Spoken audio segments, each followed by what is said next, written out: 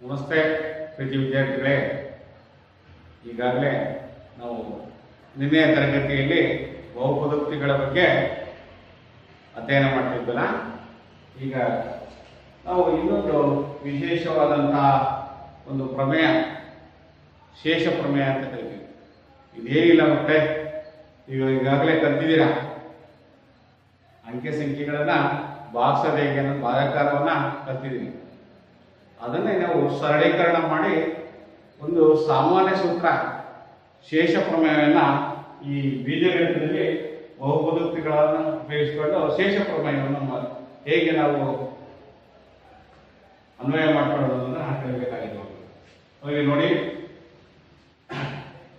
ಈಗ ಒಂದು ಸಂಖ್ಯೆ ಇದೆಯಪ್ಪ, 6ರಿಂದ 15 ಅಂತಕ್ಕಂಥ ಸಂಖ್ಯೆಯನ್ನು 6ರಿಂದ ಭಾಗಿಸಿ ಅಂತ ಹೇಳಿ ನೀವೇನು ಮಾಡ್ತೀರಾ? ಮೊದಲು 6ರಿಂದ 15 ಭಾಗಿಸಿ. ಭಾಗ್ಯ, ಭಾಜಕ, ಬಾಧಕ, ಶೇಷ ಅಂತ ನಿಮಗೆಲ್ಲ ಗೊತ್ತಿರೋ ವಿಚಾರ.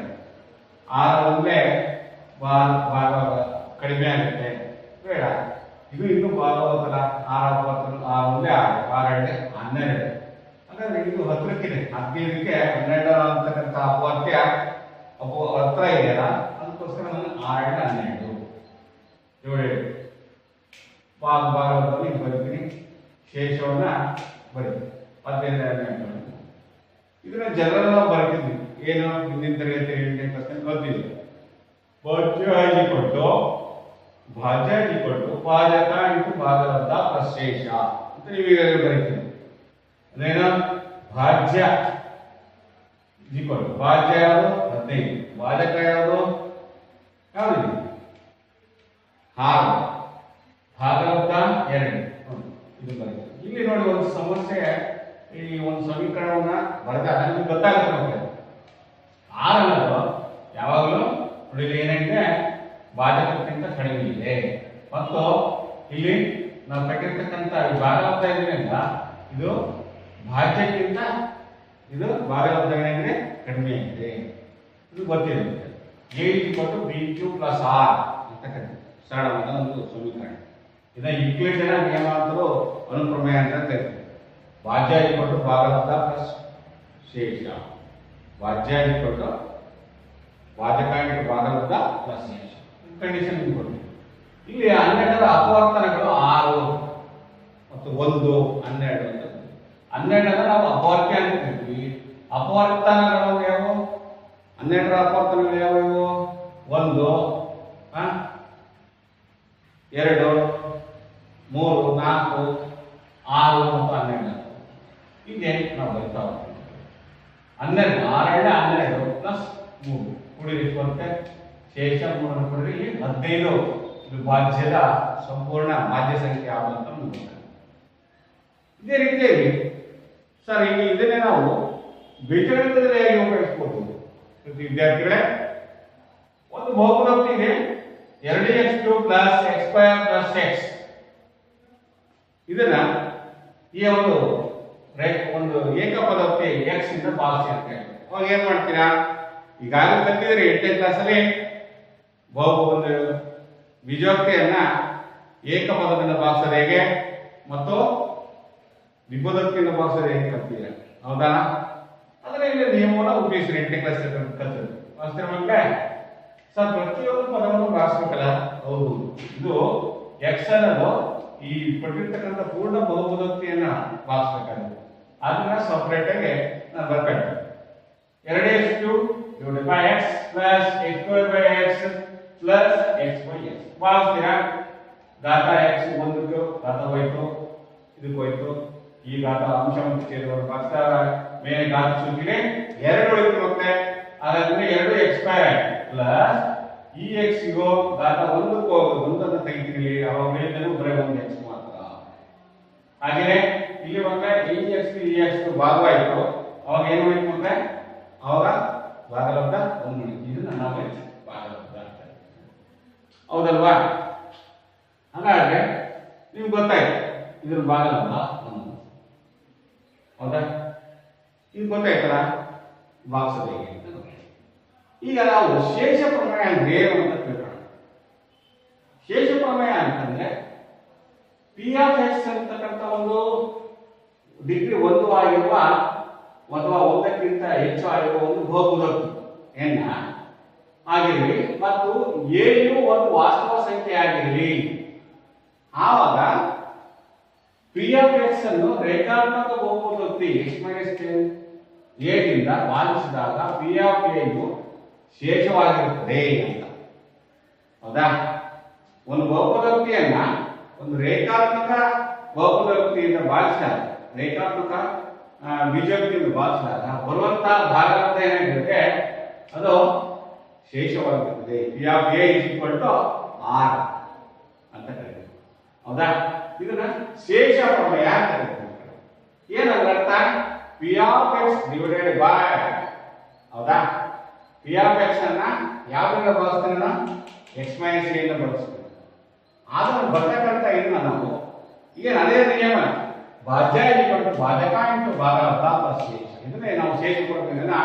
ನಾವು ಗಣಿತ ವಾಕ್ಯ ರೂಪದಲ್ಲಿ ಬರೆದಾಗ p of x is equal to x minus a bracket plus q of x plus r of x. ಇದು ಗೊತ್ತಿದೆ ಮಕ್ಕಳೇ. ಭಾಜ್ಯ ಈಕ್ವಲ್ ಟು ಭಾಜಕ, ಭಾಜಕ ಏನಾಗಿದೆ ಇಲ್ಲಿ? ಒಂದು ರೇಖಾತ್ಮಕ ಬಹುಪದೋಕ್ತಿ. ಕ್ಯೂ ಆಫ್ ಎಕ್ಸ್ ಅಂದ್ರೆ ಭಾಗಾರ್ಥ ಪ್ಲಸ್ ಆರ್ ಆಫ್ ಎಕ್ಸ್ ಅಂದ್ರೆ ಶೇಷ ಅನ್ನತಕ್ಕಂಥ ಒಂದು ಬಹುಪದೋಕ್ತಿಯನ್ನ ಒಂದು ರೇಖಾತ್ಮಕ ಬಹುಪದೋಕ್ತಿಯನ್ನು ಭಾಗಿಸಿದಾಗ ನಾವು ಪಡೆಯತಕ್ಕಂಥ ಗಣಿತ ವಾಕ್ಯವನ್ನು ನಾವು ಇಲ್ಲಿ ಇದನ್ನ ಶೇಷ ಪ್ರಮೇಯ ಕೊಡ್ತೀವಿ. ಮತ್ತೊಮ್ಮೆ ವಿದ್ಯಾರ್ಥಿಗಳೇ, ಒಂದು ಬಹುಪದೋಕ್ತಿ ಪಿ ಆಫ್ ಎಕ್ಸ್ ಅನ್ನ ಡಿಗ್ರಿ 1 ಅಥವಾ 1ಕ್ಕಿಂತ ಹೆಚ್ಚು ಆಗಿರುವ ಒಂದು ಬಹುಪದೋಕ್ತಿ ಆಗಿರಲಿ ಮತ್ತು ಎ ಒಂದು ವಾಸ್ತವ ಸಂಖ್ಯೆ ಆಗಿರಲಿ, ಅದನ್ನ ಪಿ ಆಫ್ ಎಕ್ಸ್ ಅನ್ನು ರೇಖಾತ್ಮಕ ಬಹುಪದೋಕ್ತಿಯನ್ನ ಎಕ್ಸ್ ಮೈನಸ್ ಎ ಯಿಂದ ಭಾಗಿಸಿದಾಗ ಅದರ ಭಾಗಲಬ್ಧವು ಮತ್ತು ಶೇಷ ಪಿ ಆಫ್ ಎ ಅದರ ಶೇಷವಾಗಿರುತ್ತದೆ. ಇದನ್ನ ಖಂಡಿತವಾಗಿ ಇದನ್ನ ನೋಡೋಣ. ಇದನ್ನ ನಾವು ನಮ್ಮ ಅಭ್ಯಾಸದಲ್ಲಿ ಇರ್ತಕ್ಕಂಥ ಲೆಕ್ಕಗಳಿಗೆ ಒಂದು ಉದಾಹರಣೆ ಲೆಕ್ಕ ಕೊಟ್ಟಿದ್ದಾರೆ. X cube plus 3x square plus 3x plus 1 ಈ ಬಹುಪದೋಕ್ತಿಯನ್ನು ಭಾಗಿಸಿ ಎಷ್ಟಿನ ಎಕ್ಸ್ ಪ್ಲಸ್ 1 ರಿಂದ ಭಾಗಿಸಿ ಅಂತ ಹೇಳಿ. X cube plus 3x square plus 3x plus 1 ಈ ಬಹುಪದೋಕ್ತಿಯನ್ನ ಒಂದು ರೇಖಾತ್ಮಕ ಬಹುಪದೋಕ್ತಿ ಎಕ್ಸ್ ಪ್ಲಸ್ 1. ರೇಖಾತ್ಮಕ ಬಹುಪದೋಕ್ತಿ ಅಂದ್ರೆ ಏನು ಮಕ್ಕಳೇ? ಬಹುಪದೋಕ್ತಿಯ ಚರಾಕ್ಷರದ ಘಾತ 1 ಆಗಿರಬೇಕು. ಒಂದೇ ಚರಾಕ್ಷರ ಹೊಂದಿದ್ದು ಘಾತ ಸೂಚಿ ಏನಾಗಿರ್ಬೇಕು ಅದಕ್ಕೆ ಒಂದಾಗಿರ್ಬೇಕು. ಅದನ್ನ ನಾವು ಮತ್ತೊಮ್ಮೆ ನೆನಪಿಟ್ಕೊಳ್ಳೋಣ. ಇಲ್ಲಿ ಬಹುಪದೋಕ್ತಿಯನ್ನು ಕೊಟ್ಟಿರ್ತಾರಲ್ಲ ಅದನ್ನ ನಾವು ಲೆಕ್ಕವನ್ನು ಬಿಡಿಸಬೇಕಾದ್ರೆ ಅದನ್ನ ಘಾತಾಂಕದ ಇಳಿಕೆ ಕ್ರಮದಲ್ಲಿ ಅಥವಾ ಯಾವ್ದಾರ ಒಂದು ಪದ ಬಿಟ್ಟೋಗಿತ್ತಪ್ಪ, ಎಕ್ಸ್ ಕ್ಯೂಬ್ ಕೊಟ್ಟಿದ್ದಾರೆ ಬರೀ ಆಮೇಲೆ ನೆಕ್ಸ್ಟ್ ಎಕ್ಸ್ ಕೊಟ್ಟಿದ್ದ ಪ್ಲಸ್ ಎಕ್ಸ್ ಅಂತ ಕೊಟ್ಟಿದ್ದ, ಅವಾಗ ಎಕ್ಸ್ ಸ್ಕ್ವೇರ್ ಬರೀಬೇಕು ಬೇಡ? ಬರಿಬೇಕಾಗುತ್ತೆ ಮಕ್ಕಳೇ. ನಾವು ಘಾತಾಂಕದ ಇಳಿಕೆ ಕ್ರಮದಲ್ಲಿ ಬರ್ತೇವೆ. ಮಹತ್ತಮ ಘಾತ ಎಕ್ಸ್ ಕ್ಯೂಬ್ ಇಲ್ಲಿ 3 ಇದೆ, ಪ್ಲಸ್ 3x ಸ್ಕ್ವೇರ್ ಕೊಟ್ಟಿದ್ದಾರೆ, ಪ್ಲಸ್ 3x ಪ್ಲಸ್ 1 ನೋಡಿ, X cube X square X plus 1 ಸ್ಥಿರ.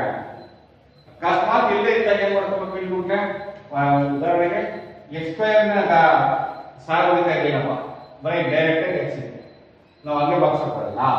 ಅವಾಗ ಏನ್ ಮಾಡ್ಕೋಬೇಕು ಅಂದ್ರೆ ಇಲ್ಲಿ 0x ಸ್ಕ್ವೇರ್ ಅಂತ ನಾವು ಆದೇಶ ಮಾಡಬೇಕು. ಹೌದಾ? ಈಗ ಗೊತ್ತಿರಬೇಕು ಜನಕ್ಕೆ. ಈಗ ಭಾಷಣ ಒಂದು ಸಮಸ್ಯೆ ನೋಡಿ. ಹೌದಾ? ಯಾವ್ದ್ರಿಂದ X cube plus 3x square plus 3x plus 1 ಅನ್ನ ಎಕ್ಸ್ ಪ್ಲಸ್ 1 ಎಂಬತಕ್ಕಂಥ ರೇಖಾತ್ಮಕ ಬಹುಪದೋಕ್ತಿಯಿಂದ ಭಾಷಣ. ಈಗ ಭಾಷಣದಾಗ ಏನಾಗುತ್ತೆ ನೋಡಿ ಮಕ್ಕಳೇ, ಬರ್ಕೊಳ್ತೀರಾ? ನಾನಿಲ್ಲಿ ಭಾಜಕ ಯಾವುದು ಭಾಜ್ಯ ಯಾವುದು ಬಂದಿದೆ, ಭಾಜ್ಯ ಭಾಜಕ ಭಾಗಲಬ್ಧವನ್ನು ಹೇಗಿದೆ ಸರ್? ಇಲ್ಲಿ ಮೊದಲನೇ ಪದ ಎಕ್ಸ್ ಕ್ಯೂಬ್ ಇದೆ. ಇಲ್ಲಿ ನಮಗೆ ಇಲ್ಲಿ ಕೊಟ್ಟಿರ್ತಕ್ಕಂಥ ಭಾಜಕದಲ್ಲಿ ಮೊದಲನೇ ಚರಾಕ್ಷರದ ಘಾತ ಎಕ್ಸ್, ಅದರ ಘಾತ 1 ಇದೆ. ಈ ಭಾಜಕದಲ್ಲಿ ಘಾತ 3 ಇದೆ. ಘಾತವನ್ನು ನೋಡ್ಕೋಬೇಕು ಮಕ್ಕಳೇ. ಇಲ್ಲಿ ಘಾತ 1 ಇದೆ, ಘಾತ 3 ಆಗಬೇಕು ಅಂತ ನಮ್ಗೆ ಏನ್ ನೋಡ್ಬೇಕು? ಇದಕ್ಕೆ ಒಂದಕ್ಕೆ ಘಾತ ಎಷ್ಟು ಮಕ್ಕಳೇ? ಘಾತ 2 ಸೇರಿಸಿದ್ರೆ ಮಾತ್ರ 3 ಆಗುತ್ತಲ್ವಾ? ಆದ್ರೆ ಈ ಘಾತ ಎಕ್ಸ್ ಘಾತ 1 ಇದೆ, ಇಲ್ಲಿ ಎಕ್ಸ್ ಘಾತ ಎಷ್ಟಾಗಬೇಕು ಮಕ್ಕಳೇ? ಭಾಗಲಬ್ಧದಲ್ಲಿ ಎಕ್ಸ್ ಘಾತ 2 ಆಗಿ X into X square, X into X square x cube plus ಗೆ ಪ್ಲಸ್. ಹೌದಾ? ಪ್ಲಸ್ ಈಗ ನೆಕ್ಸ್ಟ್ ಈಗ x ಸ್ಕ್ವೇರ್ ಇಂಟು 2x ಹೌದಾ ಮಕ್ಕಳೇ ಹೌದಾ ಇದೇನ್ ಮಾಡ್ತೀವಿ ಹೌದಾ 2x ಸ್ಕ್ವೇರ್ ಆಗುತ್ತೆ ಹೌದಾ x into x 2x square ಆಗುತ್ತೆ ಹೌದಾ 2x ಸ್ಕ್ವೇರ್ ಬರ್ಕೊಳ್ತೀರಾ ಮಕ್ಕಳೇ ಹೌದಾ x into x square plus 1 ಅನ್ನು ಗುಣಿಸ್ತಾ ನೋಡಿ ಪ್ಲಸ್ 1 ಇಂಟು x ಸ್ಕ್ವೇರ್ ಬರುತ್ತೆ ಹೌದಾ x ಇಂಟು 1 1x ಸ್ಕ್ವೇರ್ ಈಗ ನೋಡಿ x square into x x cube x square into 1 x square ಒಂದು ಸೆಕೆಂಡ್ ಓಕೆ ಕಳೆದಾಗ ಏನಾಗ್ತದೆ ಮಕ್ಕಳೇ ಈ ಕಳೆದಾಗ ಈ ಪ್ಲಸ್ ಇತ್ತು ಇದು ಮೈನಸ್ ಆಯ್ತು ಇದು ಪ್ಲಸ್ ಇತ್ತು ಇದು ಮೈನಸ್ ಆಯ್ತು ಹೌದಾ ಈಗ ಏನ್ ಮಾಡ್ತೀರಿ ಬೀಜಾಕ್ಷರ ಒಂದು ಬೀಜಕ್ಕೆ ಇನ್ನೊಂದು ಬೀಜಕ್ಕೆ ಕಳೆಯಬೇಕಾದ್ರೆ ಕಳೆಯುವ ಚಿಹ್ನೆ ಬದಲಾವಣೆ ಮಾಡ್ಕೋಬೇಕಂತ ವ್ಯವಕಲನ ಬೀಜಗಣಿತದ ವ್ಯವಕಲನ ಗೊತ್ತಿರೋ ವಿಚಾರ ಮಾಡ್ತಾರೆ ದಿಕ್ಕು ಇಂಟು ಹೋಯ್ತು x cube plus x cube minus x cube ಹೋಯ್ತು ಅದರಿಂದ ಇಲ್ಲಿ 0 ಬರುತ್ತೆ ಪ್ಲಸ್ ಇಂಟು ಮೈನಸ್ ಮೈನಸ್ ಆಗುತ್ತೆ 3x ಸ್ಕ್ವೇರ್ ಅಲ್ಲಿ x ಸ್ಕ್ವೇರ್ ಕಳೆದ್ರೆ ಎಷ್ಟು ಮಕ್ಕಳೇ 2x ಸ್ಕ್ವೇರ್ ಆಗುತ್ತೆ ನೆಕ್ಸ್ಟ್ ಉಳಿದಂತ ಬೀಜೋಕ್ತಿಯನ್ನು ಮತ್ತೆ ಎಣಿಸ್ಕೊಳ್ಳಿ ಎಷ್ಟು ಹೊಡಿತೀವಿ 3x ಪ್ಲಸ್ 1 ಅನ್ನು ಉಳಿಸ್ಕೊಳ್ಳಿ ನೆಕ್ಸ್ಟ್ ನೋಡಿ ಇಲ್ಲಿ ನಾನು ಬಂದಿರತಕ್ಕಂತ ಭಾಗಲಬ್ಧ 2x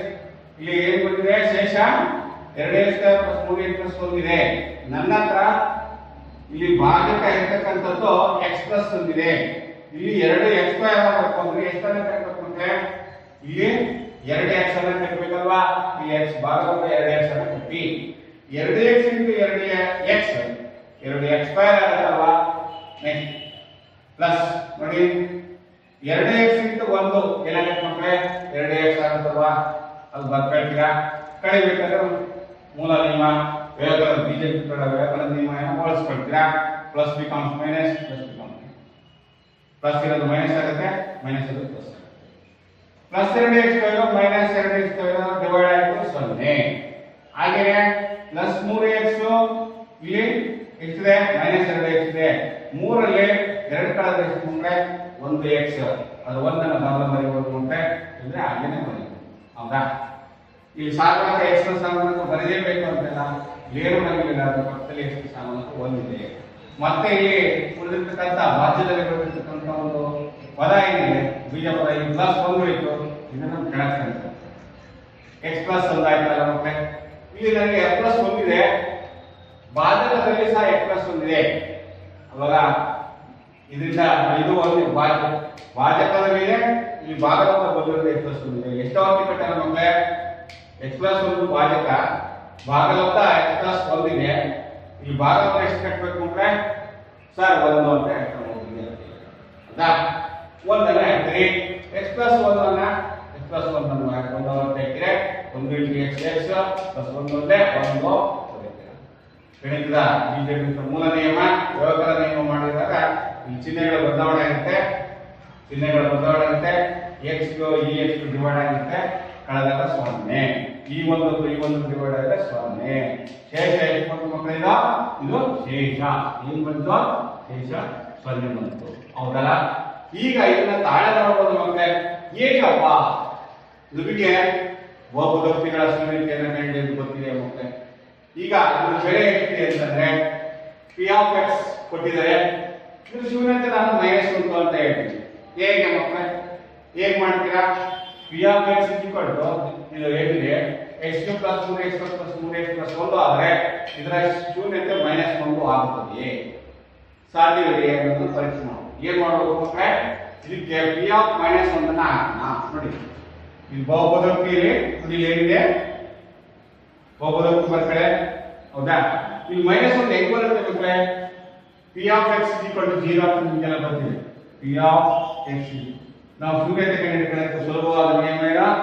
ಕೊಟ್ಟಿರುವ ಬಹುಪದೋಕ್ತಿನ ಸೊನ್ನೆಗೆ ಸಮೀಕರಿಸಿದಾಗ therefore x - 1 0 ಅಲ್ವಾ x + 1 0 therefore x ಎಷ್ಟಾಗ್ತದೆ -1 ಅಂದರೆ ಬಹುಪದೋಕ್ತಿ ಶೂನ್ಯಕ್ಕೆ ಎಷ್ಟು ಬೆಲೆ ಇದೆ -1 ಈ -1 ಅನ್ನ ಈ ತಾಳೆ ಮಾಡುವ ಶೇಷ ಪ್ರಮೇಯಕ್ಕೆ ನೋಡೋಣ ಮಾಡೋಣ ಮಕ್ಕಳೇ ನೋಡ್ತಿದ್ದೀರಾ ಈಗ p ಆಫ್ ಬಹುಪದೋಕ್ತಿ ಇರಬೇಕು p of x x3 + 3 x² + 3x + 1x ಅಲ್ವಾ ಪ್ಲಸ್ 1 ಬರುತ್ತೆ ಹೌದಾ ಈಗ ಬರ್ತಾ ಇದೆ ಹೌದಾ ಅದರ ಬೆಲೆ ಎಷ್ಟು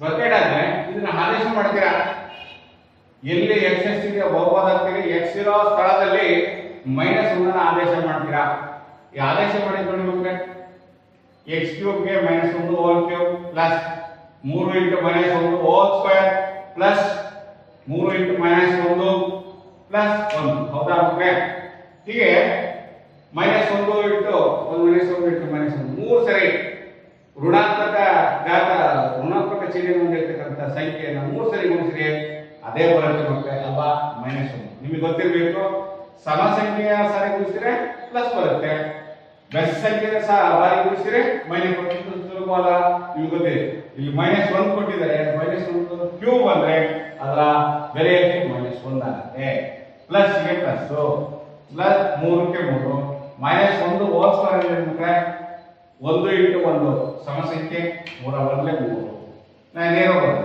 ಇಲ್ಲಿ ನೋಡಿ ಮಕ್ಕಳೇ ಇಲ್ಲಿ -1 ಇದೆ ಬ್ರಾಕೆಟ್ ಅಲ್ಲಿ -1 ಇದೆ 3 × -1 -3 ಆಗುತ್ತಲ್ವಾ ಮಕ್ಕಳೇ ಈ ಬ್ರಾಕೆಟ್ ಅನ್ನು ತೆಗಿತೀನಿ ನಾನು ಅವಾಗ ತೆಗೆದಾಗ -3 ಆಯ್ತು ಪ್ಲಸ್ 1 ಲಾಸ್ಟ್ ಬಂದಿರತಕ್ಕಂಥ ಪ್ಲಸ್ 1 ಹಾಗೆ ಬಿಟ್ಕೊಂಡ್ರೆ ಈ ಬಿಟ್ಕೊಂಡಾದ್ರೆ ಈಗ ನಾವು ಇದನ್ನ ಸುಲಭೀಕರಣ ಮಾಡೋಣ ಸುಲಭೀಕರಣ 3 ರಲ್ಲಿ 1 ಕಳೆದ್ರೆ 2 ಆಗುತ್ತೆ ಮತ್ತೆ 2 ಪ್ಲಸ್ 2 ಆಗುತ್ತೆ -3 ರಲ್ಲಿ ಪ್ಲಸ್ 1 ಅನ್ನು ಕಳೆದ್ರೆ -2 ಆಗುತ್ತೆ ಪ್ಲಸ್ 2 -2 ಏನ್ ಮಾಡೋದು ಅಂತ ಹೇಳ್ತೀನಿ ಮಕ್ಕಳೇ ವ್ಯವಕಲನ is equal to 0 ಅದರಿಂದ ಅರ್ಥ ಏನಾಗುತ್ತೆ p of -1 ಬೆಲೆ 0 ನೋಡಿ ನಮಗೆ ದೀರ್ಘ ಭಾಗಾಕಾರದ ಕ್ರಮದಲ್ಲಿ ನಾವು ಕೊಟ್ಟಿರೋ ಬಹುಪದೋಕ್ತಿಯನ್ನ ಒಂದು ರೇಖಾತ್ಮಕ ಬಹುಪದೋಕ್ತಿಯಿಂದ ಭಾಗಿಸಿದಾಗ ಬರ್ತಕ್ಕಂಥ ಶೇಷವು 0 ಆಗಿದೆ ಮತ್ತು ನಾವು ಶೂನ್ಯತೆಯ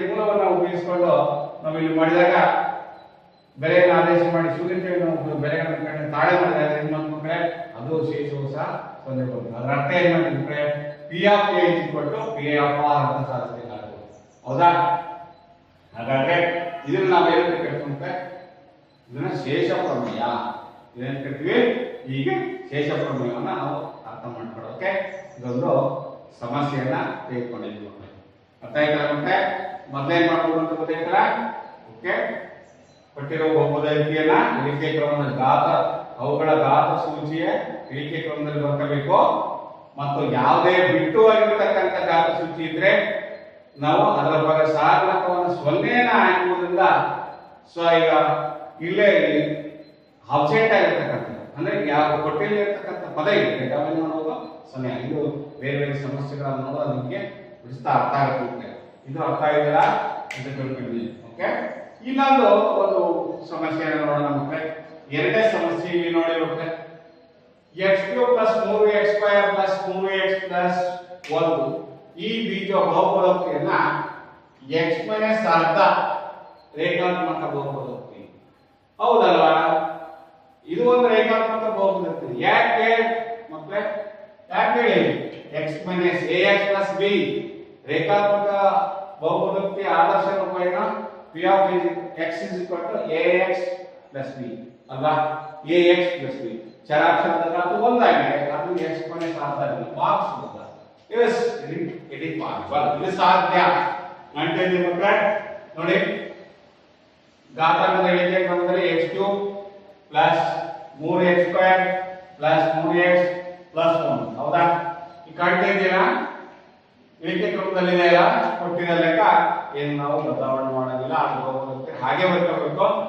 ರೇಖಾತ್ಮಕ ಬಹುಪದೋಕ್ತಿ ಎಷ್ಟಿದೆ x - ಅರ್ಧ ಈಗ ನಾವು ಮಾಡೋಣ ಲೆಕ್ಕವನ್ನು ಬಿಡಿಸೋಣ ನನಗೆ ಭಾಜ್ಯದಲ್ಲಿ x³ ಇದೆ ನನಗೆ ಭಾಜಕ ಕೊಟ್ಟಿರೋದು x ಇಲ್ಲಿ ಘಾತ 3 ಹಾಕಬೇಕು ಅಂದ್ರೆ ಎಷ್ಟಾಗುತ್ತೆ ಮಕ್ಕಳೇ ಇಲ್ಲಿ ಭಾಗದಿಂದ x² ಹಾಕಬೇಕು ಎಷ್ಟಾಗಬೇಕು ಮಕ್ಕಳೇ x² ಹಾಕಿ x² * x x³ ಮೈನಸ್ ಅರ್ಧ * x² x² ಅಲ್ವಾ ಅರ್ಧ x² ಅಂದ್ರೆ ಅರ್ಥ ಅದನ್ನ x² ಅಂತ ಮಾಡ್ಕೋಬಹುದು ಹೌದಲ್ಲ ಮಕ್ಕಳೇ ಸುಲಭವಾಗಿ ಪಡ್ಕೊಂಡಿದ್ದೀವಿ ಹೌದಾ ಈ ಕಳೆಬೇಕಾದ್ರೆ ಚಿಹ್ನೆ ಬದಲಾವಣೆ ಆಗ್ತದೆ ಕಳೆಯುವುದರ ಬೀಜೋಕ್ತಿಯ ಇಲ್ಲಿರ್ತಕ್ಕಂಥ ಚಿಹ್ನೆ ಬದಲಾವಣೆ ಮಾಡ್ಕೊಂಡಿದ್ದೀವಿ ಮಕ್ಕಳೇ ನೀವು ಗೊತ್ತಾಗ್ತದೆ ನೋಡಿದಿರಲ್ಲ ಘಾತ x³ ಈ x³ ಏನಾಗುತ್ತೆ ಕಳೆದು ಹೋದಾಗ 0 ಬರುತ್ತೆ. ಓಕೆ, ಇದಕ್ಕೆ ಇದು ಭಾಗವಾಯಿತು ಮಕ್ಕಳು.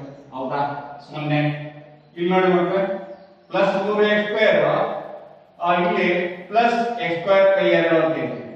ಅಂದ್ರೆ ಅದನ್ನ ಭಿನ್ನರಾಶಿ ಸಂಕಲನ ಮಕ್ಕಳೇ 3ಕ್ಕೆ 3x² ಪ್ಲಸ್ x²/2 ಅನ್ನ ನಾವು ಕೂಡಿಕೊಂಡ್ರೆ ಮತ್ತೆ ಸುಲಭ ಬರುತ್ತೆ. ಇಲ್ಲಿ ಭಿನ್ನರಾಶಿ ಸಂಕಲನ ಗೊತ್ತಿದೆ ಮತ್ತೆ 3 + 7/2 ನಾನು ಮಾಡ್ಕೊಡ್ತೇನೆ. 3 ಪ್ಲಸ್ ಏನಿದೆ 1/2 ಇದನ್ನ ಡೈರೆಕ್ಟ್ ಮಾಡೋಣ. ಹೌದಾ? ಇದು ಎಷ್ಟು 7/2 ಬರುತ್ತೆ ಅಂತ ಅದಕ್ಕೆ ಒಂದು ಸ್ವಲ್ಪ ತಾಳೆ ಮಾಡುತ್ತೆ. ಈಗ ಈ ಕ್ಲಾಸ್ ಎಷ್ಟು ನೋಡಿ ಕಾಣ್ತಾ ಇದೆಯಲ್ಲ, ಭಿನ್ನರಾಶಿ ಸಂಕಲನ 3 + ಅರ್ಧ ಅಂತ ಇಟ್ಕೊಳ್ಳೋಣ. ಹೌದಾ? 3x² + x² ಬಿಟ್ಟು x² ಸಾಮಾನ್ಯ ಬೀಜಕ್ಕೆ ನಾವು ಈ 2 ಲಾಸ ಅಂದ್ರೆ 1 2 2 ಮಕ್ಕಳೇ ಅಲ್ವಾ? 1 2 2 ಅಂದ್ರೆ ಭಾಗಾಂಶ 2 3 2 6 ಮಕ್ಕಳೇ 2 2 ಹೌದಾ? ಭಾಗಾಂಶ 1 7/2 ಆಗುತ್ತೆ. ಹೌದಾ ಮಕ್ಕಳೇ? ನೋಡಿ, ಭಿನ್ನರಾಶಿ ಸಂಕಲನ ನೀವು ಹೇಗೆ ಅದನ್ನ ಇದು ಸಹ ನಾವು ಉಪಯೋಗಿಸಬೇಕಾಗುತ್ತೆ. ಸರಿಯಾಗಿ ಇದು ನೋಡ್ಕೊಳ್ಳಿ. ಪ್ಲಸ್ ಇಂಟು ಪ್ಲಸ್ ಪ್ಲಸ್ ಆಗುತ್ತಲ್ವಾ? 3x² ಗೆ x² + 2 ಅನ್ನ ಕೂಡಿದ್ದೇನೆ. ಇಲ್ಲಿ x² ಬರ್ಕೊಂಡಾಗ 7x²/2 ಆಯ್ತು. ಹೌದಾ? ಉಳಿದಂತ ಬೀಜೋಕ್ತಿ ಇದೆ. ಇಲ್ಲಿ ಭಾಜ್ಯದಲ್ಲಿ ಉಳಿದಂತ ಬೀಜೋಕ್ತಿ 3x + 1 ಅನ್ನ ಹಾಗೆ ಇರಿಸ್ಕೊಳ್ತೀನಿ. ಈಗ ಅದರ ಬರ್ಕೊಳ್ತೀನಿ. ಹೌದಾ? ಈಗ ನಾವು ಆನ್ಸರ್ ಅನ್ನು ಮತ್ತೆ ಕಂಡುಹಿಡಿಯಬೇಕು. ಇಲ್ಲಿ ಇದಕ್ಕೂ ಡಿವೈಡ್ ಆಗುತ್ತೆ, 0 ಬರುತ್ತೆ. ಇಲ್ಲಿ ನೋಡಿ 3x + 7/4 ಏನ್ ಮಾಡ್ಬೇಕು? ಎಷ್ಟು ಹೊತ್ತು ಕಟ್ತಾರೆ? ಇದನ್ನ 19/4 ಅಂತ ಬಿಟ್ಬಿಟ್ಟು ನೆಕ್ಸ್ಟ್ ಕಳಿತೀವಿ ನಾನು. ಇದು ಬಾಕ್ಸ್ ಕಂಡಾಗ ಎಷ್ಟು ಬರುತ್ತೆ? 7/4 x ಆಗುತ್ತೆ. ಹೌದಾ? ನೋಡಿ ಬಾಕ್ಸ್ ಅಲ್ಲಿ ಗೊತ್ತಾಯ್ತಲ್ಲ ಮಕ್ಕಳೇ, 7/2 ಇಂಟು x ಅನ್ನ ಈ ಎರಡು ಪದಗಳಿಂದ ಗುಣಿಸ್ಕೋಬೇಕು. ಹೌದಾ? 7/2 into 7/2x into x 7/2x² plus into minus 7 ಅಂದ್ರೆ 7 2 4 7/4 x ಆಗುತ್ತೆ ಮಕ್ಕಳೇ. ಇದನ್ನ ಏನ್ ಮಾಡ್ತೀನಿ? ಪ್ಲಸ್ ಇದು ಮೈನಸ್ ಚಿಹ್ನೆ ಕಳೆದ ಬದಲಾವಣೆ ಇತ್ತು. ಪ್ಲಸ್ ಇಂಟು ಪ್ಲಸ್ ಪ್ಲಸ್ ಆಗುತ್ತೆ. 3ಕ್ಕೆ 7/4 ಅನ್ನು ಕೂಡಿದ್ರೆ 19/4x ಆಗುತ್ತೆ ಮಕ್ಕಳೇ. ಪ್ಲಸ್ 1 ಹಾಗೆ ಬರ್ಕೊಳ್ಳಿ. ಭಾಜ್ಯದಲ್ಲಿರ್ತಕ್ಕಂಥ ಸಂಖ್ಯೆಯನ್ನ ಬೀಜ ಪದವನ್ನು ಹಾಗೆ ಬರ್ಕೊಳ್ತೀವಿ. ಮತ್ತೆ ಎಷ್ಟೊಂದು ಕಟ್ಟೋಣ.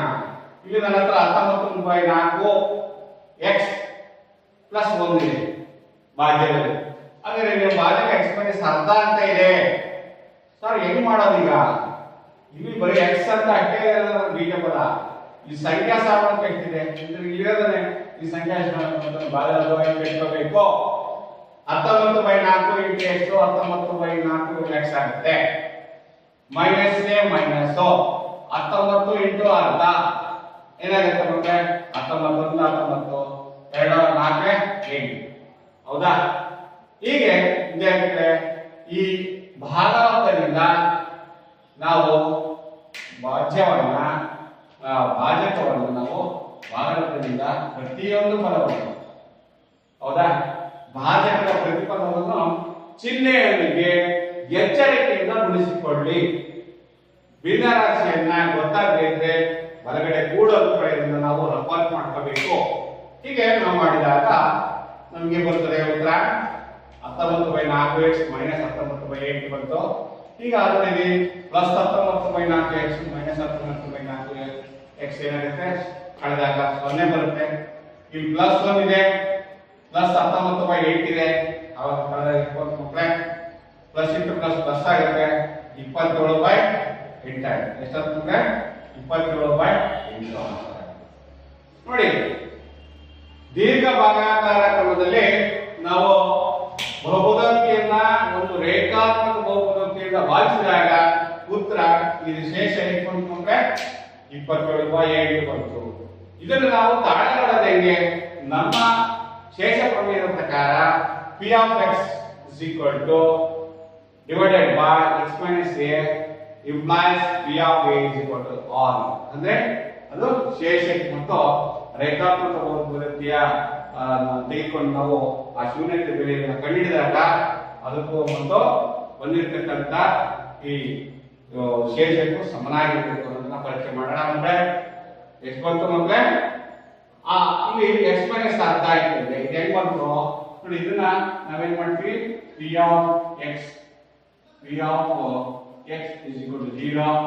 Therefore x minus ಅರ್ಧ is equal to 0, x is equal to ಅರ್ಧ. ಈ ಬೆಲೆ ನಾವು ಕಂಡುಹಿಡಿತೀವಿ. ಇದನ್ನ p of a ಬೆಲೆಯನ್ನು ಕಂಡುಹಿಡಿತೀವಿ, ಅರ್ಧ.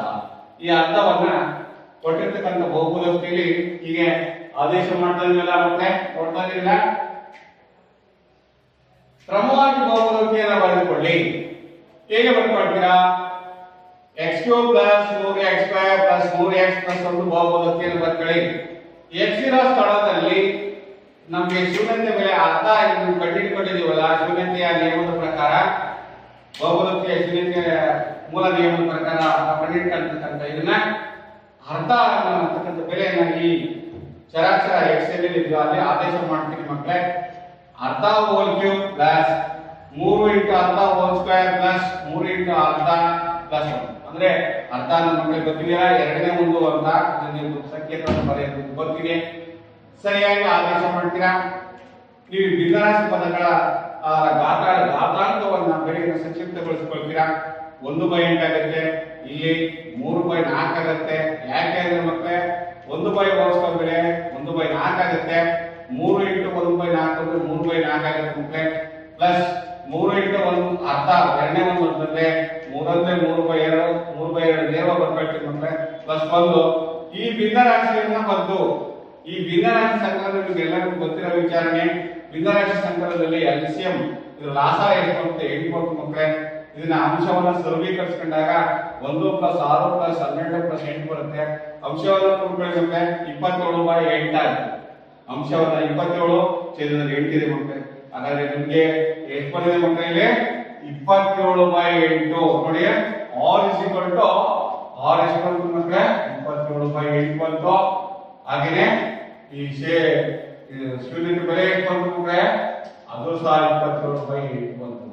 ಹಾಗಾದ್ರೆ ನಮ್ಮ ಶೇಷ ಪ್ರಮೇಯದ ಪ್ರಕಾರ p of a = r ಅಂತ ಬಂತಾನೆ. ಇದನ್ನ ನಾವು ಬಹುಪದೋಕ್ತಿಯ ಶೇಷ ಪ್ರಮೇಯ ಅಂತ ಕರಿತೀವಿ. ನೋಡಿ, ಎರಡು ಉದಾಹರಣೆಗಳನ್ನ ನಾವು ಈಗ ತಿಳ್ಕೊಂಡಿದ್ದೀರಾ. ಎರಡು ಸಮಸ್ಯೆಗಳನ್ನ ನಾವು ಬಿಡಿಸಿದರೆ ಈಗ ವಿದ್ಯಾರ್ಥಿಗಳು ಇದೇ ರೀತಿಯಾಗಿ ನಾವು ಒಂದು ಬಹುಪದೋಕ್ತಿಯ ಶೇಷ ಪ್ರಮೇಯವನ್ನು ಉಪಯೋಗಿಸಿಕೊಂಡು ದೀರ್ಘ ಭಾಗಾಕಾರ ಕ್ರಮದಲ್ಲಿ ನಾವು ಭಾಗಲಬ್ಧ, ಭಾಜಕ, ಭಾಜ್ಯ ಮತ್ತು ಶೇಷಕ್ಕೆ ಇರ್ತಕ್ಕಂಥ ಸಂಬಂಧವನ್ನ ನಾವು ಹೇಗೆ ವ್ಯಕ್ತಪಡಿಸಬಹುದು? p of x = x minus a into q of x plus r of x ಗೊತ್ತಿದೆ ಮಕ್ಕಳೇ. ಇದನ್ನು ನಾವು ಶೇಷ ಪ್ರಮೇಯ ಅಂತ ಕರಿತೀವಿ. ಪರೀಕ್ಷೆಯಲ್ಲಿ 3 ಅಂಕಗಳಿಗೆ ಈ ಪ್ರಶ್ನೆಗಳನ್ನು ಕೊಡ್ತಾರೆ ಮಕ್ಕಳೇ. ಅವರು ಆ ಅಂಕಗಳನ್ನ ಗಣನೆಗೆ ಇಟ್ಕೊಂಡು ನೇರವಾಗಿ ಹೆಚ್ಚೆಚ್ಚು 1 ಅಂಕಕ್ಕೂ ಕೊಡ್ತಾರೆ. 3 ಅಂಕದ ಪ್ರಶ್ನೆನ 1 ಅಂಕಕ್ಕೂ ಕೊಟ್ಟಿರ್ತಾರೆ ಮಕ್ಕಳೇ ಆಬ್ಜೆಕ್ಟಿವ್ ಕ್ವೆಶ್ಚನ್ ಅಲ್ಲಿ. ಅವಾಗ ಈ ಶೂನ್ಯತೆಯು ಈ ಬಹುಪದೋಕ್ತಿಯ ಶೇಷಕ್ಕೆ ಸಮನಾಗಿದೆಯಾ ಇಲ್ಲೇ ಪರೀಕ್ಷೆ ಮಾಡಿ ಅಂತ.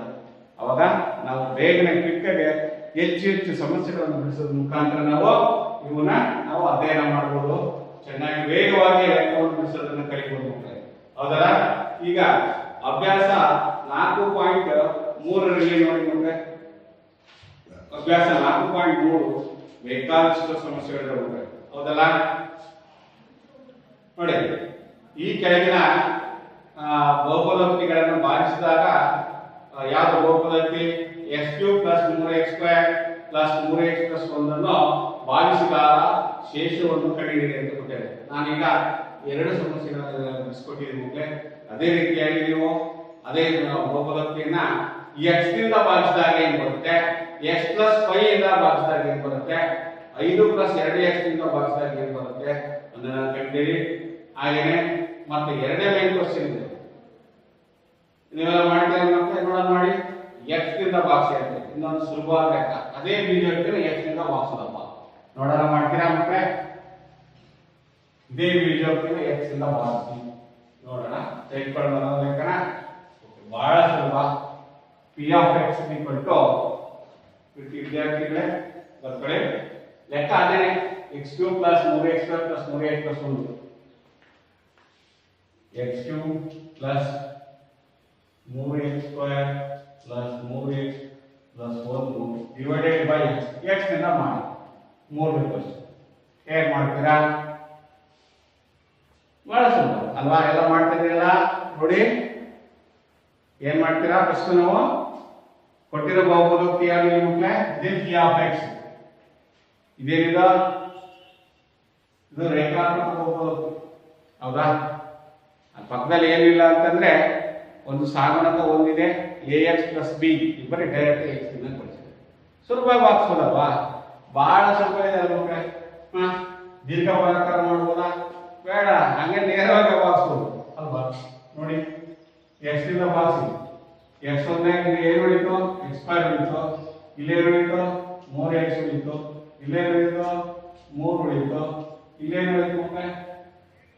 1/x ಉಳಿತು. ಹೌದಾ? ಹಾಗಾದ್ರೆ ಭಾಗಾವರ್ತ ಹೇಗೆ ನೋಡ್ರೆ ಇಷ್ಟು ಬಂತು. ಇದನ್ನ ಶೇಷವನ್ನು ಕಂಡುಹಿಡಿದಕ್ಕೆ ಶೇಷವನ್ನು ಹೆಂಗೆ ಕಂಡುಹಿಡಿದು? ಹೌದಾ? ಎಕ್ಸ್ ಇಂದ ಬಾಕ್ಸ್. ಇದು ಭಾಗಾವರ್ತ ಬಂದಿದ್ದು. ಇದೇನು ಬಂದಿದೆ ನಮಗೆ? ಭಾಗಾವರ್ತ. ಇದನ್ನು ನಾವು ಶೇಷವನ್ನು ಹೆಂಗೆ ಕಂಡುಹಿಡಿಯಬೇಕು ಅನ್ನೋದಕ್ಕೆ ನಾವು ಏನ್ ಮಾಡಬೇಕು ಮಕ್ಕಳೇ? ದೀರ್ಘ ಭಾಗಾಕಾರ ಕ್ರಮ ಏನಿದೆಯಲ್ಲ ನಾವು ಕಲ್ತಲ್ಲಿರೋ ಆ ನಿಯಮವನ್ನ ದೀರ್ಘ ಭಾಗಾಕಾರ ಕ್ರಮವನ್ನು ನಾವು ಈಗ ಉಪಯೋಗಿಸೋಣ. ನೋಡೋಣ. ಓಕೆ, ಕೊಟ್ಟಿರೋ ಬಹುಪದೋಕ್ತಿನ ಸರಿಯಾಗಿ ಬರ್ಕೊಳ್ಳೋಣ. ಪ್ಲಸ್ 1 x ಇಂದ ಭಾಗ. ಸರ್ ಮೊದಲನೇ ಪದನೇ ಘಾತ ಸೂಚಿ ಎಕ್ಸ್ ಕ್ಯೂಬ್ ಇದೆ. ಎಷ್ಟು ಕಣ ಮಕ್ಕಳೇ? X square into X cube. ಉಳಿದೇನು ಹಾಗೆ ಬರೆಯ. ಇದು ಕಳೆದಾಗ ಏನಾಗುತ್ತೆ? 5 ಪ್ಲಸ್ 3x ಸ್ಕ್ವೇರ್ ಬಂತು. ಹೌದಾ? ಪ್ಲಸ್ 3x ಸ್ಕ್ವೇರ್ ಬಂತು. ಹೌದಾ? ಇದು ಒಂದೊಂದೇ ಪದವಾಗಿ ಬಿಡಿಸೋಣ. ಯಾಕೆಂದ್ರೆ ಒಂದೇ ಒಂದು ಭಾಜಕ ಒಂದು ಪದವನ್ನು ಮಾತ್ರ ಒಂದು ಸ್ಥಿರ ಬಹುಪದೋಕ್ತಿ ಆಗಿದೆ. ಹೌದಾ? ಎಕ್ಸ್ ಅಷ್ಟೇ ಕಟ್ಟಿದ್ದು. ಇಲ್ಲಿ ಎಕ್ಸ್ ಎಷ್ಟಾಗಿದೆ? 3x ಸ್ಕ್ವೇರ್ ಆಗುತ್ತೆ. Plus 3 into X. ಈ 3 ಇಂಟು ಎಕ್ಸ್ ಅಂದ್ರೆ 3 ಬಂದ್ರೆ 3 ಎಕ್ಸ್ ಇಂಟು ಎಕ್ಸ್ 3x ಕಳೆದಾದ್ರೆ ಸ್ವಲ್ಪ 1. ನೆಕ್ಸ್ಟ್ 3x ಕೊಟ್ಟು 3x ಮತ್ತೆ ಎಷ್ಟು ಹಾಕ್ತೀರಿ? ಸಾರಿ ಎಕ್ಸ್ ಇದೆ ಎಷ್ಟು ಹಾಕ್ಬೇಕು? 3 ಹಾಕ್ಬೇಕು. ಭಾಗದಲ್ಲಿ 3 ಹಾಕಿ 3 ಇಂಟು ಎಕ್ಸ್ 3x ಡಿವೈಡ್ ಮಾಡಿದಾಗ ಏನಾಯ್ತು? 0 ಪ್ಲಸ್ 1 ಹೋಯಿತು. ಪ್ಲಸ್ 1 ಹಾಗೆ ಇಡಿಸ್ಬೇಕು. ಪ್ಲಸ್ 1 ಹಾಗೆ ಇಡಿಸ್ಬೇಕು. ಶೇಷ ಎಷ್ಟು ಬಂತು ಮಕ್ಕಳಂದ್ರೆ? ಶೇಷ 1 ಬಂತು. 1 ಮಾರ್ಕ್ಸ್ ಬರೋದು ಅದಾಗೆ ಬಿಟ್ಟು ಪ್ಲಸ್ 1 ಶೇಷ 1 ಬಂತು. ಹಾಗಾದ್ರೆ ಇದನ್ನು ತಾಳೆ ಮಾಡ್ಬೋದಾ? ಹೆಂಗ್ ಮಾಡ್ತೀರಿ? ಎಕ್ಸ್ 1 ಬಂತು. ಎಕ್ಸ್ ಶೇಷ 1 ಹಾಕಿದ್ರೆ ಅದು ಉತ್ತರ ಒಂದೇ ಬರ್ಬೇಕಲ್ಲ ಶೇಷ ಪ್ರಮೇಯದ ಪ್ರಕಾರ. ನೋಡೋಣ. therefore ಎಷ್ಟು ಬರ್ತದೆ? P of x is equal to x cube plus 3x square plus 3x plus 1. ಹೌದಾ? Box P of 1 is equal to 1 cube plus 3 into 1 square plus 3 into 1 plus 1. ನೋಡಿ ಎಷ್ಟು ಬರುತ್ತೆ? 1 ಪ್ಲಸ್ 3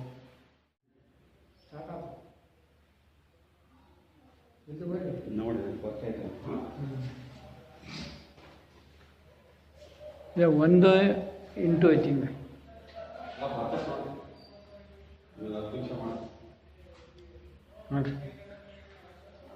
ಪ್ರತಿ ವಿದ್ಯಾರ್ಥಿಗಳೇ ಈಗಾಗಲೇ ಅಧ್ಯಾಯದಲ್ಲಿ ಬಹುಪದೋಕ್ತಿಯ ಶೇಷ ಪ್ರಮೇಯದ ಆಧಾರದ ಮೇಲೆ ನಾವು ಸಮಸ್ಯೆಗಳನ್ನ ಈಗಾಗಲೇ ಕಲ್ತ್ಕೊಂಡಿದ್ವಲ್ವಾ? ಹೌದಲ್ಲ? ಇದರ ಮೇಲೆ ಇನ್ನೊಂದು ಲೆಕ್ಕ ಏನಿದೆ? x square plus 6. ಇದು ಮೂರನೇ ಲೆಕ್ಕ. ಒಂದು ಅಭ್ಯಾಸದಲ್ಲಿ ಇರ್ತಕ್ಕಂಥ ಒಂದು ಲೆಕ್ಕ ನಾವು ನೋಡಿದಾಗ ಅಭ್ಯಾಸ 4.3 ಅಂತ ಇಟ್ಕೊಳ್ಳಿ. ಅದರಲ್ಲಿ ಸಮಸ್ಯೆಗಳಿದ್ದಾವೆ. ಅಭ್ಯಾಸ 4.3 ಇರ್ತಕ್ಕಂಥ ಸಮಸ್ಯೆಗಳನ್ನ ನಾವು ಒಂದೊಂದಾಗಿ ಈಗಾಗಲೇ 3 ಉದಾಹರಣೆಗಳನ್ನು ತೆಗೆದುಕೊಂಡು ನಾವು ಬಿಡಿಸಿದ್ವಲ್ಲ, ಅದೇ ರೀತಿಯಾಗಿ ನಾವು ಇನ್ನೊಂದಿಷ್ಟು ಲೆಕ್ಕಗಳನ್ನ ಬಿಡಿಸಿ ನೋಡಿ. X square x cube plus ax square plus R x minus a ಅನ್ನ ಎಕ್ಸ್ ಮೈನಸ್ ಎ ನಿಂದ ಭಾಗಿಸಿ ಅಂತ ಹೇಳ್ತಾರೆ. X cube plus A x plus R x minus a ಅನ್ನ ಎಕ್ಸ್ ಮೈನಸ್ ಎ ಇಂದ ಭಾಗಿಸಿ. ಗೊತ್ತಾಯ್ತು ಮಕ್ಕಳೇ? ಇದು ಭಾಗಿಸೋ ಕೊರತೆ ಇಲ್ಲ. ಅದು ಇದೊಂದು ಗೃಹಪಾಠ ಇದರಿಂದ ಪ್ರಶ್ನೆ ಬಂದಿದ್ದು ಮಕ್ಕಳೇ. ಆಮೇಲೆ ಇನ್ನೊಂದು 7 ಪ್ಲಸ್ 3x ಇದು 3x square 3x cube plus 7x square 7x ರ ಅಪವರ್ತವೇ ಅಪವರ್ತ ಪರೀಕ್ಷಿಸಿ ಪರೀಕ್ಷೆ ಮಾಡೋಣ.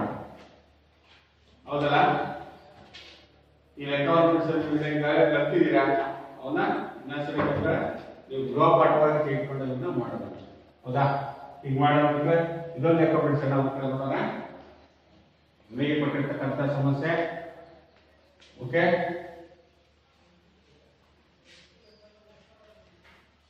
ಎಸ್, ಇದು ಹೇಗೆ ಕೊಟ್ಟಿದ್ದಾರೆ ಈಗ ಸಮಸ್ಯೆ ನೋಡೋಣ. ಲೆಕ್ಕ ಎಕ್ಸ್ ಕ್ಯೂಬ್ ಪ್ಲಸ್ ಏನಿದೆ x cube plus A x square plus R x minus a ಇದನ್ನ ಎಕ್ಸ್ ಮೈನಸ್ ಎ ಇಂದ ಭಾಗಿಸಿ ಅಂತ ನೋಡೋಣ. ಉತ್ತರ ಇತ್ತು. ಹೌದಾ? ಎಕ್ಸ್ ಕ್ಯೂಬ್ ಇದೆ x cube plus A x square plus R x minus a. ಹೌದಾ? ಇದನ್ನ ಎಕ್ಸ್ ಮೈನಸ್ ಎ ಇಂದ ಭಾಗಿಸಿ. ಎಷ್ಟು ನೋಡಿ, ನಿಮಗೆ ಗೊತ್ತಾಗ್ತಿದೆ ಮತ್ತೆ ಬಹುಪದೋಕ್ತಿಯ ಮೊದಲ ಚರಾಕ್ಷರದ ಘಾತಸೂಚಿ 3 ಇದೆ. ಇಲ್ಲಿ ನಮ್ಮ ಹತ್ರ ಘಾತಸೂಚಿ ಬಂದಿದೆ. ಇದಕ್ಕೆ ಎಷ್ಟು ಹಾಕೋಣ ಮತ್ತೆ X square square into X X cube minus A minus A into X minus A x square. ಹೌದಾ? ಈಗ ಕಳಿಬೇಕಾದ್ರೆ ಏನಾಗುತ್ತೆ ಮಕ್ಕಳೇ? 0 ಅಲ್ವಾ? ಎ ಎಕ್ಸ್ ಸ್ಕ್ವೇರ್ ಹೋದ್ರೆ ಏನ್ ಮಾಡ್ತೀವಿ ಮಕ್ಕಳೇ? ಇದು ಬಿಡಿ 0 ಪ್ಲಸ್ ಆರ್ ಎಕ್ಸ್ ಅನ್ನ ಆರ್ ಎಕ್ಸ್ ಕೊಡಿ. ನೆಕ್ಸ್ಟ್ ಎಷ್ಟು ಹಾಕೋಣ? ಇಲ್ಲಿ ಆರ್ ಎಕ್ಸ್ ಇದೆ, ನನ್ನ ಹತ್ರ ಭಾಜಕದಲ್ಲಿ ಎಕ್ಸ್ ಇದೆ, ಪ್ಲಸ್ ಆರ್ ಹಾಕ್ತೀವಿ. R into X R X. ಹೌದಾ? ಮೈನಸ್ ಎ ಬರ್ಕೊಳ್ಳಿ, ಏನು ತೊಂದರೆ ಇಲ್ಲ. R X into A R X. ಹೌದಾ? R into X R X ಹಾಕು, R into A R A ಬರ್ಕೊಳ್ಳಿ. ಕಳೆಬೇಕಾದ್ರೆ ಚಿಹ್ನೆ ಬದಲಾವಣೆ ಅಲ್ವಾ? Plus becomes minus, minus becomes plus 0. ಈಗ 6 ರಲ್ಲಿ 1 ಕಳೆದ್ರೆ ಎಷ್ಟು ಬಂತು ಮಕ್ಕಳೇ? 5. ಶೇಷ ಎಷ್ಟು ಬಂತು ಮಕ್ಕಳೇ? ನೋಡಿ, ಒಂದರ ಉತ್ತರ ನಾನು ಹಾಗೆ ಹೇಳಿದೆ. ಇದರ ಭಾಗವತ ಎಕ್ಸ್ ಸ್ಕ್ವೇರ್ ಪ್ಲಸ್ 6 ಬರುತ್ತೆ, ಶೇಷ 5 ಬರುತ್ತೆ. ಇದ್ರ ಉತ್ತರ ಒಂದರ ದೀರ್ಘ ಭಾಗದಲ್ಲಿ ಸುಲಭವಾಗಿ ಬಿಡಿಸಬಹುದಲ್ಲ ಮಕ್ಕಳೇ? ಹೀಗೆ ಬಿಡಿಸಿ. ನಂತರ ಇನ್ನೊಂದು ಪ್ರಶ್ನೆ ಇದೆ. 7 ಪ್ಲಸ್ 3x ಇದು 3x ಕ್ಯೂಬ್ ಪ್ಲಸ್ 7x ರ ಅಪವರ್ತನವೇ ಪರೀಕ್ಷಿಸಿ. ಅಪವರ್ತನವೇ ಪರೀಕ್ಷಿಸಿ. ಪರೀಕ್ಷೆ ಮಾಡೋಣ. ಇದು ಅಪವರ್ತನವೇ ಪರೀಕ್ಷಿಸಿ ಅಂತ ಹೇಗೆ ಮಾಡ್ತೀವಿ?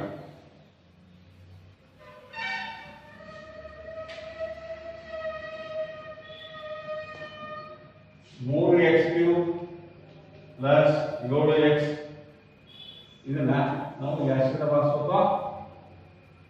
7 ಪ್ಲಸ್ 3x. ಸಾಧ್ಯವಿದೆ? ಸಾಧ್ಯ ಆಗತ್ತಾ? ನೋಡ್ರಿ ಮಕ್ಕಳು, ಇಲ್ಲಿ 7 ಇದೆ, ಇಲ್ಲಿ 3x ಕ್ಯೂಬ್ ಇದೆ. 3x ಕ್ಯೂಬ್ ಬರ್ಬೇಕಂದ್ರೆ ಎಷ್ಟು ಹಾಕ್ತೀವಿ? ಎಷ್ಟು ಹಾಕ್ಬೇಕು?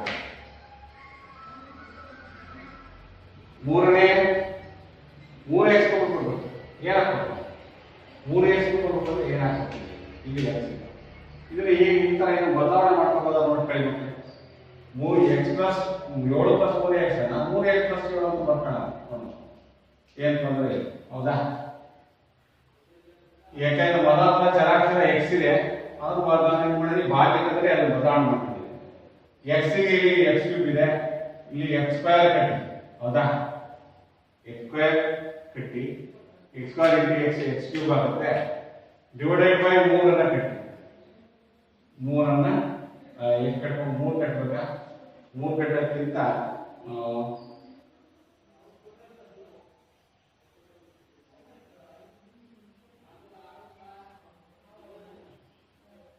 6x² / 2 ಹಾಕಿ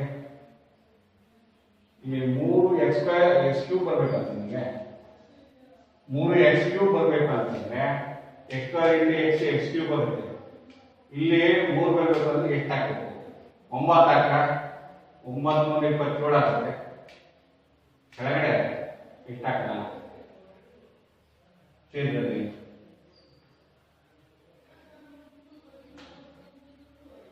3 ಹಾಕ್ತೀರಾ 3 ಹಾಕೋಣ 9 ಹಾಕಿ ನೋಡಿ ಮಾಡೋಣ ವಿದ್ಯಾರ್ಥಿಗಳನ್ನು ಪರೀಕ್ಷೆ ಮಾಡಿ ಅದನ್ನ ಲೆಕ್ಕ ಮಾಡಿಸ್ಕೊಂಡ್ರೆ ನೋಡೋಣ ಇನ್ನೊಂದ್ಸರಿ ಅದ್ರಲ್ಲಿ ನೋಡೋಣ ಇನ್ನೊಂದು ಲೆಕ್ಕ ಮಾಡೋಣ ನಿಮಗೆ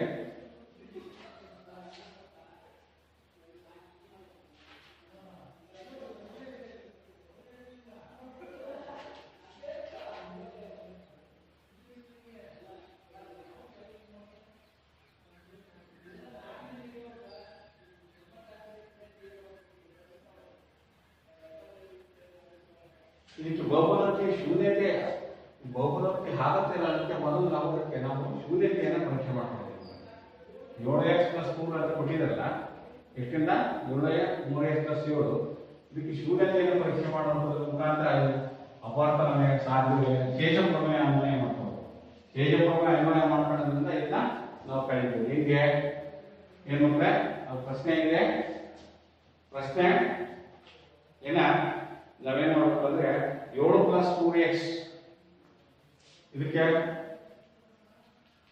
ಶೂನ್ಯತೆಯನ್ನ ಇದು ಮಾಡೋಣ 3x -7 ಆಗುತ್ತೆ x -7/3 ಆಗುತ್ತೆ -7/3 ಆಗುತ್ತೆ therefore ಇದು p of x 0 ನೆಕ್ಸ್ಟ್ ಅದೇ ರೀತಿಯಾಗಿ ಇದನ್ನ ಕಂಡುಹಿಡಿಯಿರಿ p of x ಅನ್ನ ಇಲ್ಲಿ ಇದರ ಬೆಲೆಯನ್ನು ಹಾಕೋಣ -7/3 ಹಾಕಿ ಬೆಲೆಯನ್ನು ಕಂಡುಹಿಡಿದ್ರೆ ಎಷ್ಟು ಬರುತ್ತೆ p of -7/3 ಬೆಲೆ ಇದೆ -49/9 ಬರುತ್ತೆ ಆದ್ದರಿಂದ ಇದು 0 ಆಗಲ್ಲ ಇದು ಅಪವರ್ತನ ಆಗಲ್ಲ ನೋಡಿ ನಮಗೆ ಬಂದಿರತಕ್ಕಂಥದ್ದು ಶೂನ್ಯತೆ ಬೆಲೆ -7/3 ಇದು 0 ಆಗಲ್ಲ ಬೆಲೆ ಕಂಡುಕೊಂಡ್ರೆ ನಾಟ್ ಈಕ್ವಲ್ ಟು 0 ಇದು ನಾಟ್ ಈಕ್ವಲ್ ಟು 0 ಅಂದ್ರೆ p of a is not equal to r ಬಹುಪದೋಕ್ತಿಯ ಶೂನ್ಯತೆ ಬೆಲೆಯು ಏನಾಗಿದೆ 0ಗೆ ಸಮನಾಗಿಲ್ಲ ಆದ್ದರಿಂದ ಇದು ಬಹುಪದೋಕ್ತಿಯ ಭಾಗವಾಗುವುದಿಲ್ಲ ಅಂತ ಪರಿಗಣಿಸುತ್ತೆ ಹೀಗೆ ಎಷ್ಟನೇ ಪ್ರಶ್ನೆ ಅಭ್ಯಾಸ 4.3ರಲ್ಲಿ 3ನೇ ಪ್ರಶ್ನೆ ಉತ್ತರ ಬಹುಪದೋಕ್ತಿಯ ಶೂನ್ಯತೆ ಆಧಾರದ ಮೇಲೆ ಶೂನ್ಯತೆ ಏನು ಹೇಳುತ್ತೆ ಒಂದು ಬಹುಪದೋಕ್ತಿಯನ್ನು 0ಗೆ ಸಮೀಕರಣ ಮಾಡ್ಕೊಳ್ತೀವಿ 7 + 3x = 0 therefore 3x = -7/7 ಆಗುತ್ತೆ x = -7/3 ಆಗುತ್ತೆ ಇದರ ಬೆಲೆಯನ್ನು ಆದೇಶ ಮಾಡಿದ್ರೆ ಈ ಕೊಟ್ಟಿರ್ತಕ್ಕಂಥ ಬಹುಪದೋಕ್ತಿಯಲ್ಲಿ ಯಾವ ಬಹುಪದೋಕ್ತಿ 3x³ + 7x ಅಲ್ಲಿ ನಾವು ಇದು ಆದೇಶ ಮಾಡಿದ್ರೆ -490/9 ಇದು 0 ಬರಲ್ಲ ಆದ್ದರಿಂದ 0 ಬಂದಿದ್ದು ಏನಾಗಿತ್ತು ಇದು ಈಕ್ವಲ್ ಇಷ್ಟೇ ಬರಬೇಕಾಗಿತ್ತು ಇದು ಇಷ್ಟು ಬರಲ್ಲ ಆದ್ದರಿಂದ ಇದು ಭಾಗವಾಗುವುದಿಲ್ಲ ಎಂತ ಕರೀಬೇಕು ಅಪವರ್ತನ ಆಗಲ್ಲ ಇದು ಅಪವರ್ತನ ಆಗುವುದಿಲ್ಲ ಅಂತ ಬರೀಬೇಕು ಇಷ್ಟನ್ನ ವಿದ್ಯಾರ್ಥಿಗಳೇ ಇದುವರೆಗೂ ಅಭ್ಯಾಸದಲ್ಲಿ ಕಲಿತ್ಕೊಂಡ್ವಿ ಹೀಗೆ ಈ ಪಾಠದಲ್ಲಿ ನಾವು ಕಲಿತಂತ ಕೆಲವು ಅಂಶಗಳನ್ನ ಗಮನಿಸಿದಾಗ ಏನೇನು ಕಲ್ತೀವಿ ಗೊತ್ತಾ ವಿದ್ಯಾರ್ಥಿಗಳೇ ಒಂದು ಶೇಷ ಪ್ರಮೇಯದ ವ್ಯಾಖ್ಯಾನವನ್ನ ನಾವು ಸಾಮಾನ್ಯೀಕರಣ ಮಾಡಿಬಿಟ್ಟು ಅದಕ್ಕೆ ಬೇಕಾದಂತ ಅನ್ವಯ ಮಾಡಿಕೊಂಡು ನಾವು ಸಮಸ್ಯೆಗಳನ್ನು ಬಿಡಿಸಿದ್ವಿ ಮತ್ತು ದೀರ್ಘ ಭಾಗಾಕಾರ ಕ್ರಮದಲ್ಲಿ ಪ್ರತಿ ಹಂತವನ್ನು ಹೇಗೆ ಬಿಡಿಸೋದನ್ನು ಕಲ್ತ್ಕೊಂಡ್ವಿ ನಂತರ ಹಾಗೆ ಒಂದು ಬಹುಪದೋಕ್ತಿಯ ಭಾಗಾಕಾರ ಮಾಡುವಾಗ ಆ ಶೇಷ ಪ್ರಮೇಯಕ್ಕೂ ಮತ್ತು ಶೂನ್ಯತೆಗೂ ಇರತಕ್ಕಂಥ ಸಂಬಂಧವನ್ನ ಹೇಗೆ ಅನ್ನೋದನ್ನು ಚರ್ಚೆ ಮಾಡ್ಕೊಂಡ್ವಿ ಹೀಗೆ ಅಭ್ಯಾಸ 4.3ರಲ್ಲಿ ಇರತಕ್ಕಂಥ ಎಲ್ಲ ಸಮಸ್ಯೆಗಳನ್ನು ಮತ್ತೊಮ್ಮೆ ನೀವು ಮನೆಯಲ್ಲಿ ಗೃಹಪಾಠವನ್ನು ಮಾಡಿ ಹಾಗೆ ನಾಳೆ ಮುಂದಿನ ತರಗತಿಯಲ್ಲಿ ನಾವು ಕಲಿಬೇಕಾದಂಥ ವಿಷಯ ಏನಪ್ಪ ಅಂತಂದ್ರೆ ಅಪವರ್ತನಗಳು ಮತ್ತು ಅಪವರ್ತನ ಕ್ರಿಯೆ ತ್ರಿಪದೋಕ್ತಿಯನ್ನ ಒಂದು ಬಹುಪದೋಕ್ತಿಯಿಂದ ದ್ವಿಪದೋಕ್ತಿಯನ್ನು ಭಾಗಿಸೋದು ಹೇಗೆ, ಆಮೇಲೆ ನಂತರ ಬಹುಪದೋಕ್ತಿಯನ್ನ ವಿಭಜನೆ ಮಾಡ್ಕೊಂಡು ಬಹುಪದೋಕ್ತಿಯನ್ನ ಹೇಗೆ ನೀವೆಲ್ಲ ಗೊತ್ತಿದೆ ನಿಮಗೆ ತ್ರಿಪದೋಕ್ತಿ ವಿಭಜನೆ ಮಾಡೋದು, ಅದೇ ರೀತಿಯಾಗಿ ಬಹುಪದೋಕ್ತಿ ವಿಭಜನೆ ಮಾಡೋದು ಹೇಗೆ ಅನ್ನೋದನ್ನ ಕಲಿಬೇಕಾಗಿದೆ. ಅದಕ್ಕೆ ಮುಖ್ಯವಾಗಿ ನೀವು ಮನೆಯಲ್ಲಿ ಗೃಹಪಾಠವಾಗಿ ತೆಗೆದುಕೊಳ್ಳಿ. ನೀವು ಕಲಿತಿರ್ತಕ್ಕಂಥ ನಿತ್ಯ ಸಮೀಕರಣಗಳು X plus A into X plus B ಸೂತ್ರ, X plus A into X plus B into X plus C equal to 8 ಬರುತ್ತೆ.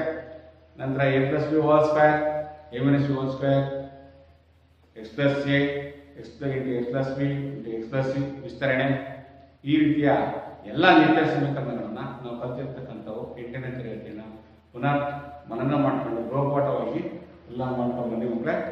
ನಾಳೆ ಈ ಬಹುಪದೋಕ್ತಿಗಳ ಪಾಠದ ಭಾಗ 3 ಅಧ್ಯಯನ ಮಾಡೋಣ ಅಂತ ಹೇಳ್ತಾ ಇಲ್ಲಿಯವರೆಗೂ ಪಾಠವನ್ನು ಮುಗಿಸಿದ ಎಲ್ಲ ವಿದ್ಯಾರ್ಥಿಗಳಿಗೂ